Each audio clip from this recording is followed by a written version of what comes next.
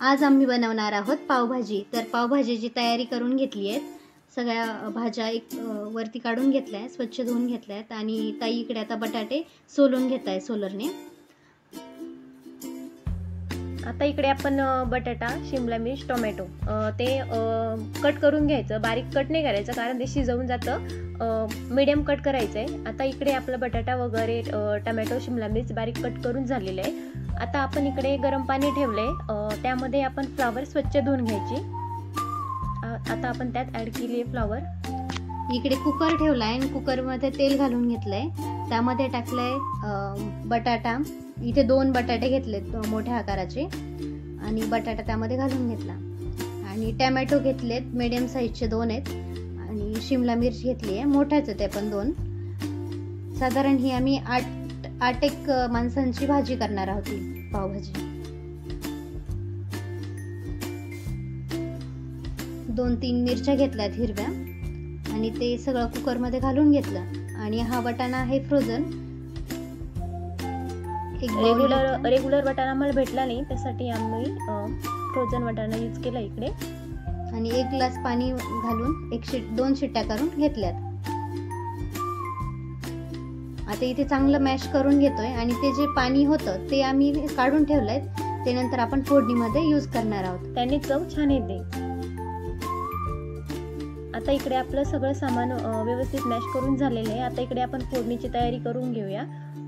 कढई व्यवस्थित गरम होऊन द्यायची, त्यामध्ये बटर टाकायचं। बटर टाकल्यानंतर थोडे जिरे त्यामध्ये ॲड करायचे। जिरे ॲड केल्यानंतर कांदा लसूणची पेस्ट केलेली आपण, आलं लसूण पेस्ट, ती त्यामध्ये टाकून व्यवस्थित परतून घ्यायची। त्यानंतर इकडे एक छोट्या आकाराचा कांदा कापलेला आहे, तो कांदा आपण त्यामध्ये टाकून व्यवस्थित लाल होईपर्यंत परतवायचा। आणि 1 टोमॅटो घेतलाय, तो पण बारीक कट करून त्यामध्ये घालून घेतला। त्यामध्ये हळद, धनेपूड, लाल मिरची आणि पावभाजी मसाला, तिन्ही मसाले व्यवस्थित परतून घ्यायचे। थोडंसं पाणी टाकून शिजवून घ्यायचं, त्यात कोथिंबीर टाकून घ्यायची आणि आपण जे मिक्स केलंय ते सगळं त्यामध्ये घालून घ्यायचं। थोडंसं जे पाणी उरवलेलं होतं आपण, उकडलेलं पाणी, ते त्यामध्ये घालून घेतलं। मीठ वगैरे घालून सगळं व्यवस्थित परतून घेतलं। आता इकडे बटर लावून घेतलेत पावाला आणि तवा चांगला गरम करून घेतलाय।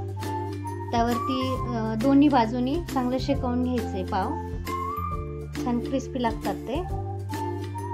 सगळे एक करून सगळे पाव आपण त्यावरती गरम करून घेणार आहोत। तुम्ही तिकडे ते पावभाजीचा जो मसाला आहे तो यूज करू शकता पावाला। आम्ही इकडे फक्त बटरच यूज केलंय आणि ते आता आपण चांगले क्रिस्पी होईपर्यंत परतवून घ्यायचे। आता आपले पाव परतवणे म्हणजे सगळं व्यवस्थित झालेलं आहे पाव परतवणं। आता इकडे आपली पावभाजी रेडी आहे,